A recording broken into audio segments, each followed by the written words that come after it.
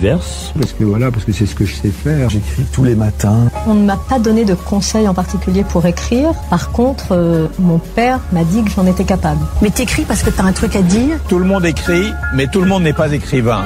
Pourquoi le devient-on? Comment le devient-on? D'où vient l'inspiration? Écrivain, écrivaine. Le point littéraire, Jean-Jacques Foucault. On connaît les écrivains à travers leurs œuvres, mais connaît-on leur univers?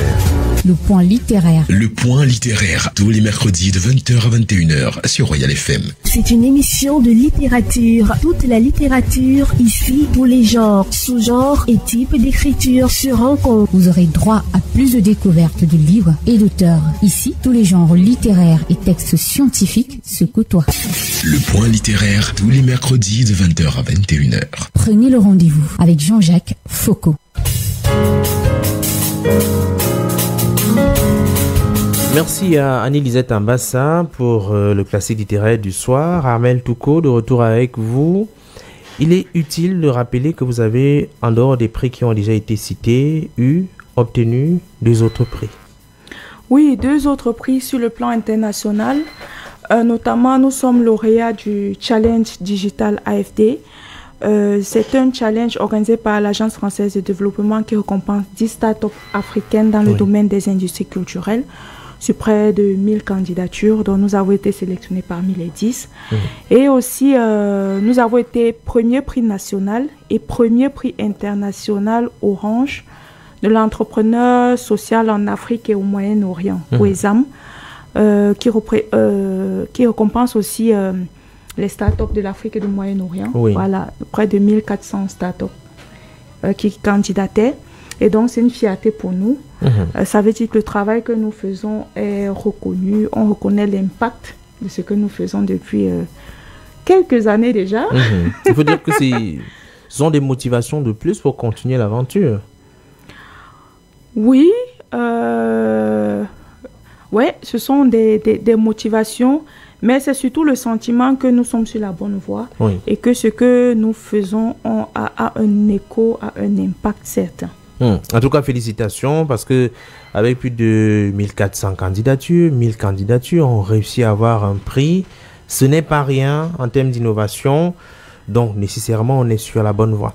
Et si on ouvrait un de vos livres? Il y en a eu déjà beaucoup du début jusqu'à aujourd'hui. Il y en a 14. Écrits de vos propres soins ou bien de la maison d'édition? Non. Les miens. D'abord, allons-y sur la maison d'édition. Sur la maison d'édition, on est à une centaine. Parce qu'il y a sur la plateforme. Et les livres physiques, on est à 10 livres physiques par là. Et moi-même, je suis à 14. 14. Dont physiquement 3. Alors, on peut dire qu'on est dans une moyenne de combien par année? 2, 3 sur les 2 ans, sur une année?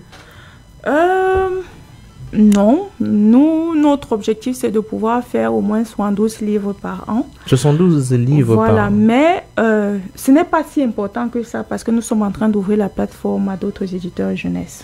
Voilà. Donc, c'est une plateforme de diffusion. C'est pas que Adinkra. Il est important de pouvoir ouvrir à d'autres éditeurs jeunesse qu'on puisse avoir un catalogue de 1000-1500 livres disponibles sur la plateforme. Ça, c'est notre objectif. Oui, ça c'est énorme en tout cas. Et il y a des demandeurs parce que le public enfant est considérable. Vous avez dit 3 livres physiques pour vous. Est-ce qu'on pense à développer d'autres? Parce que forcément, si on commence à lire, on va s'habituer. Et il va bien falloir qu'on soit... C'est le cap, non. Tout est une question d'argent. Ça viendra avec le temps. Ça viendra avec le temps. Alors, si on entrait un peu sur un ouvrage, un jour, je serai ingénieur. C'est un texte que vous avez écrit, vous, et illustré par Cédric Métineau. Parlez-nous un peu de cet ouvrage aussi spécifiquement. Comment l'aventure commence? À quel moment on se dit, allez, je vais écrire un texte avec de très, très belle photo, une belle illustration en tout cas. Comment on se dit on va commencer à écrire ce livre-ci, celui-ci en particulier? C'est finalement une continuité parce qu'un jour je serai ingénieur, c'est un récit. C'est un récit qui traite du quotidien de la petite Fatimata qui vit dans la petite localité de Tokumbere et qui va à l'école parce que sa maman se bat pour qu'elle y aille et qui a des grands rêves et de grandes ambitions, malgré que l'environnement n'est pas très favorisant. Oui. Je parle d'environnement, je parle par exemple de tonton Biand ici qui représente un peu de ses ambitions ou de ses rêves. Donc, elle a un rêve, elle veut devenir ingénieure. Malgré les obstacles, elle s'y tient. Heureusement, elle a une mère qui l'accompagne. Elle vend des fruits pour que sa jeune fille... On est tenté de poser la question où est le père. C'est pas important de poser la question. Ouais. C'est vraiment pas Il a important. encore démissionné. Ce n'est pas que c'est pas important. C'est pas la question en fait. À la place de la mère, ça pouvait être un papa aussi. Oui. Mais c'est pas la question ici. Parce que qu'on soit dans une famille complète, dans une famille monoparentale et tout, parfois les problèmes sont les mêmes. Et ce n'est pas que l'apanage des enfants du Grand Nord. Même ici, dans le Grand Sud, on peut avoir des problèmes similaires. Et c'est pour ça qu'il faut revenir sur l'enfant. Et si on veut travailler, c'est l'enfant ici qu'on est en train de travailler. On travaille l'estime qu'elle a d'elle-même. On travaille son mindset à elle. On lui dit, tiens, tu peux rêver grand. Oui. Et vous voyez, Fatimata est très concentrée dans ce qu'elle fait, malgré que tonton Biand l'observe un peu du coin de l'œil pour dire, mais elle là, qu'est-ce qu'elle est en train de faire? Elle est très concentrée, elle sait ce qu'elle veut, elle sait où elle va. Et puis, ça aboutit sur quelque chose de magnifique qu'on ne va pas dévoiler ici. Oui, les auditeurs auront certainement la chance d'aller découvrir le livre. On dira comment faire pour l'avoir tout à l'heure. Alors, à l'intérieur, il faut dire qu'on parle quand même des femmes qui ont marqué l'histoire et dans plusieurs domaines. C'est un texte véritablement didactique parce que en dernière de couverture, on a quand même des brefs résumés, des profils qui sont dressés pour dire que oui, eh bien, désolé monsieur, si vous pensez que des femmes vont toujours jouer le second rôle, vous n'êtes plus à la page, eh bien des femmes ont toujours joué et joueront encore des premiers rôles ou des rôles très importants dans l'évolution de la société. Oui, mais ici on s'adresse pas au monsieur. Et monsieur, cessez d'être le centre du monde un peu. Ah, c'est pas au monsieur. Ici, on donne à la jeune fille des modèles. Des outils. Voilà, on lui dit, il y a des femmes comme toi qui ont marqué leur histoire. Pour une fois, on ne parle pas des hommes là-dedans, donc laissez-nous un peu tranquille. On ne nargue pas les hommes, on dit à la jeune fille est bien, voilà, on vous lui pouvez dit, faire de grandes choses. Il y a des femmes comme toi qui ont marqué leur histoire, contemporaine aussi, comme Charlène Guessan, elle est jeune, c'est quelque chose, sa découverte qu'elle a faite il y a quelques années, c'est une jeune Ivoirienne. Oui. Voilà. On a d'autres noires américaines, d'autres, on lui dit, il y a des femmes comme toi qui ont marqué les histoires en faisant des inventions qui ont changé le monde, qui ont été ingénieurs, etc. Et vraiment, c'est dans cet esprit-là, on lui donne des modèles parce qu'il est important de donner à nos enfants des modèles positifs. Il faut dire qu'avant ce livre-ci, vous avez écrit également pour le jeune garçon. Le petit garçon qui pleurait tout le temps. Oui. Ouais. Le petit garçon qui pleurait tout le temps, c'est un conte de développement personnel pour amener les enfants et surtout les garçons à savoir exprimer leurs émotions. Vous savez, le petit garçon a grandi dans un environnement où on passe lui dire un homme ça ne pleure pas, hein? Un garçon ça ne pleure pas, tu ne deviendras jamais un vrai homme, etc. Et il y a beaucoup de petits garçons sur qui ça a eu un effet dévastateur. D'ailleurs, nous-mêmes, les femmes qui le disaient aux enfants, après on se plaint que mon mari, là, il est insensible. Pourquoi je lui parle, il ne comprend pas. Voilà. Alors qu'on a passé le temps à lever des petits garçons qui deviennent des insensibles de demain. Parce qu'on leur a dit à eux, écoutez, les hommes ne dévoilent pas leurs émotions.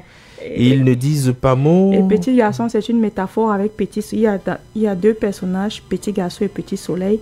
Et petit soleil représente donc cet enfant-là qui a perdu son humanité parce qu'il a arrêté de pleurer, etc. Et on montre un peu les dégâts que ça peut causer sur lui-même et sur son environnement, etc. Il faut que les garçons pleurent de temps en temps.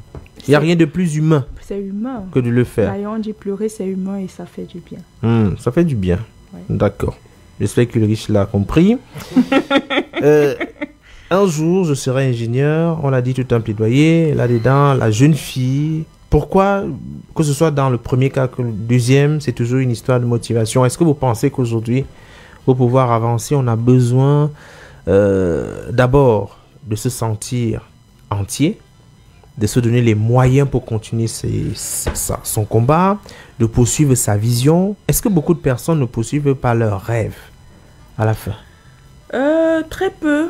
Au départ, on a toujours envie de poursuivre ses rêves, mais parfois, la société nous détourne de nos rêves et de nos ambitions. Moi, je crois en l'écriture-thérapie. C'est pour ça que ma plume va dans ce sens-là. J'aime beaucoup Jacques Salomé.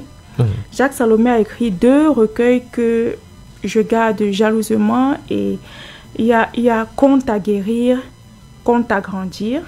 Et il y a Conte à aimer, Conte à s'aimer. Et j'aime ça parce que c'est une écriture-thérapie qui touche l'estime, la confiance en soi. Parce que pour moi, c'est le socle de la croissance. Oui. C'est le socle, c'est là que tout se passe. À l'enfance, on doit travailler la confiance, l'estime de soi des enfants.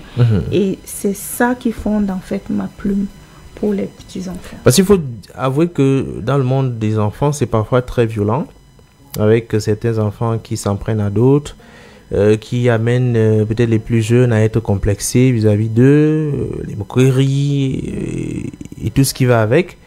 Donc peut-être là, on a besoin d'un coup de pouce. Adultes, il n'y a pas plus destructeur de l'estime d'un enfant qu'un adulte.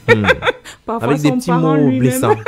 Le plus souvent, ses parents eux-mêmes. Avec des petits mots blessants de temps à autre, tu ne feras jamais rien, tu es têtu, tu ne sais rien, ainsi de suite. Peut-être on se dit que ce sont des banals mots qu'on balance avec malheureusement un effet dévastateur. Alors, à côté de ça, on va peut-être aussi évoquer la petite fille qui ne savait quoi faire de sa touffe. Alors, d'abord, premièrement, peut-être on ne l'a pas dit pour le premier texte, c'est que les illustrations, c'est tout en noir. Je veux dire que les personnages sont des personnages identifiables, ne serait-ce que par leur costume, la façon de s'habiller. C'est vraiment des Africains. C'est-à-dire que les personnages sont africains, typiquement, que ce soit la façon de se vêtir, les tenues. Ici, on est à Tokombiri et on peut voir la mère de Fatoumata qui s'habille effectivement avec, on va dire, le dress code du Grand Nord. Alors ici aussi, on voit, c'est une jeune petite fille, vraiment noire, avec la chevelure qui va avec. Pourquoi d'abord on a décidé d'écrire la petite fille qui ne savait quoi faire de sa touffe, Armelle? La petite fille qui ne savait quoi faire de sa touffe, c'est également un conte de développement personnel. C'est un peu le livre jumeau du petit garçon, parce qu'ils ont été écrits au même moment. Et c'est un livre qui traite un peu de la problématique du cheveu afro dans notre société et de l'incidence que le traitement qu'on donne aux cheveux afro peut avoir sur l'estime de la petite fille. Le cheveu afro. Oui. Quelle est l'histoire autour du cheveu afro? Quelle est la considération que... Dire vers toi des regards malsains, tu ne parles de toi qui est trop touffu, il faut lisser, il faut faire ceci, etc. Et c'est comme ça que dès la base, on commence à détruire l'estime de la jeune fille. Parce qu'on lui dit, il y a quelque chose en toi qui n'est pas bon pour toi. Et donc, c'est dans cette estime, c'est dans ce sens-là que j'ai écrit ce livre, qui est en fait une balade, une quête, où la fille va de village à village pour trouver des réponses. Et elle est toujours chaque fois un peu narquoise face aux réponses que les adultes lui apportent, parce qu'elle ne comprend pas quel est le problème que les adultes ont vraiment avec une touffe de petite fille. Voilà. C'est d'abord une belle histoire, elle est plutôt très bien écrite, avec des... Je ne sais pas comment on les appelle, hein. Peut-être que vous allez me guider un peu. Ces phrases qui reviennent à répétition, parce que les adultes... Les adultes savent des choses que les petites filles et les petits garçons ne savent pas. Il s'agit de quoi? C'est un peu... C'est une répétition. Parce qu'en fait, c'est la répétition C'est une figure de style, n'est-ce pas, qui rappelle quelque chose qui revient, qui dure sur des générations, des préjugés qui s'installent sur des générations et des générations. Et c'est pour ça qu'on fait cette répétition-là, pour comprendre à quel point c'est quelque chose avec lequel on a grandi, avec lequel nos mamans ont grandi, avec lesquels, etc. Donc, c'est toujours revenu. Ça donne aussi de la musicalité au texte et à l'histoire. Ah ouais, ça c'est vrai. Ça, c'est vrai que pour un enfant, avant le sommeil, avant le dodo tout à l'heure, s'il est possible de lire un segment de ce texte, ça ne peut que faire du bien, ne peut que faire plaisir au tout petit.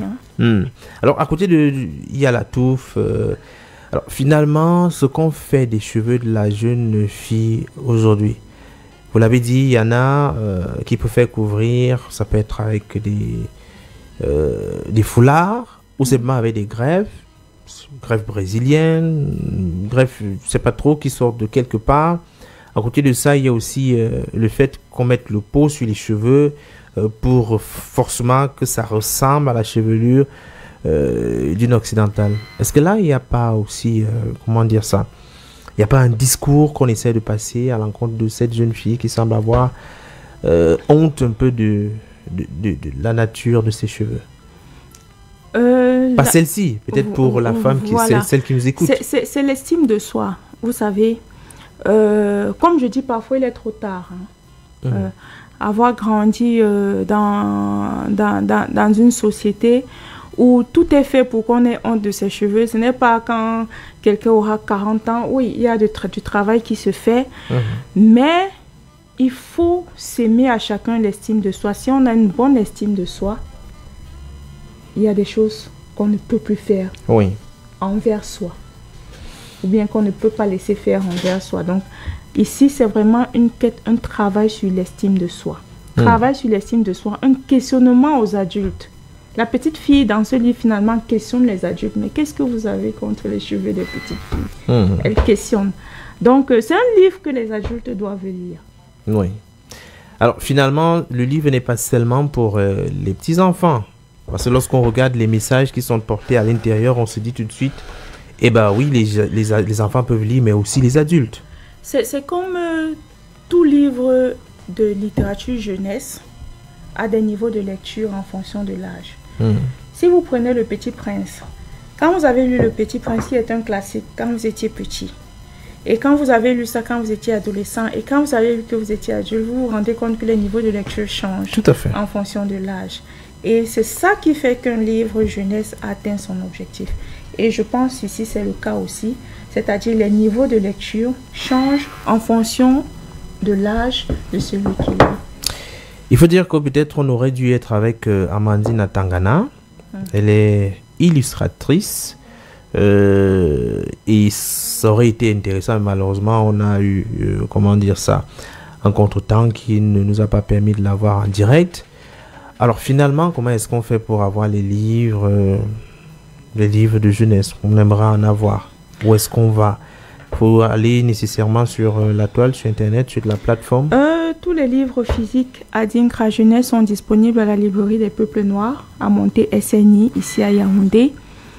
Et à Douala, à la maison du livre et de la presse, au rez-de-chaussée de l'immeuble Rockmeni à Bali. Pour ceux qui ne sont pas au pays, il y a aussi Amazon. Vous commandez sur Amazon, on imprime vos livres. Et ils sont tous disponibles sur la plateforme Adinkra Jeunesse. Adinkra Jeunesse. Et il n'y a pas un numéro de téléphone qu'on pourrait contacter, peut-être même pour ceux qui souhaitent se lancer dans l'écriture des textes pour enfants, un numéro de téléphone qui serait nécessaire d'avoir. Je donne rapidement le numéro d'Ariel parce que je donne le mien. On vous appelle au-delà des préoccupations professionnelles, c'est cela non, peut-être? Non, c'est pas ça. C'est que à un moment, on est super occupé et on ne peut pas répondre à tout le monde. À tout le monde, alors qu'il y a quelqu'un qui est là pour ça.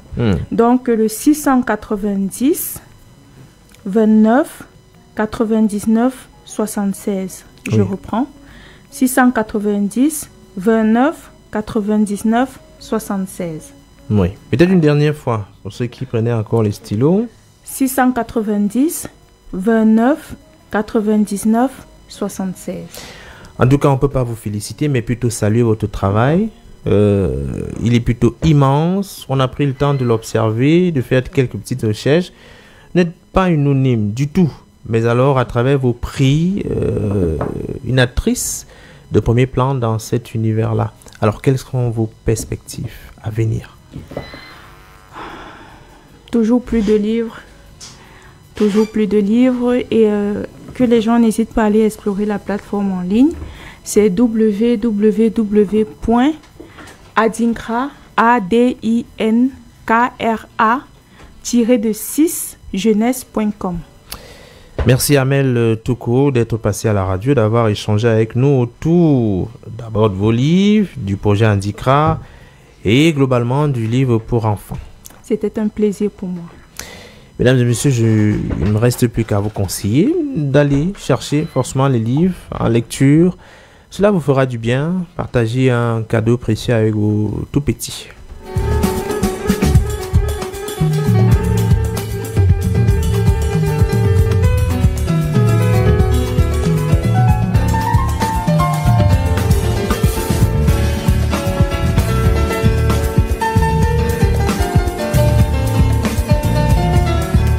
Et il faut dire que dans nos prochaines éditions, nous parlerons de naïveté, de trafic de toutes sortes, appel à l'humanisme. C'est entre autres notamment les sujets abordés par l'auteur Hervé Madaya, auteur d'un nouvel ouvrage en cours de parution intitulé « Où se cache l'aube pendant la nuit ».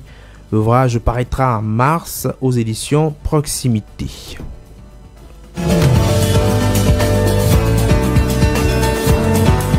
Merci à Armel Touko pour la présentation des différents ouvrages. Un jour, je serai ingénieur. La petite fille qui ne savait quoi faire de sa touffe. Ah oui, il fallait présenter les ouvrages aussi. Merci bien. Et au-delà de la littérature jeunesse, on aurait dû, on me l'a dit, avoir Amandi Atangana, certainement pour la prochaine édition. Mesdames et messieurs, merci d'avoir écouté le programme. À la mise en onde, il y avait Ulrich Kemwe, coordination éditoriale, une affaire d'Ebel Blassamari, coordination centrale, Jean Patient Tsala, supervision générale, le reverend pasteur Bissaï Emmanuel Noël, présentation, Jean-Jacques Foucault, avec le même plaisir. Je vous retrouve mercredi prochain lorsqu'il sera 20h. La suite de la soirée, c'est avec Eboy Lamé Mikado.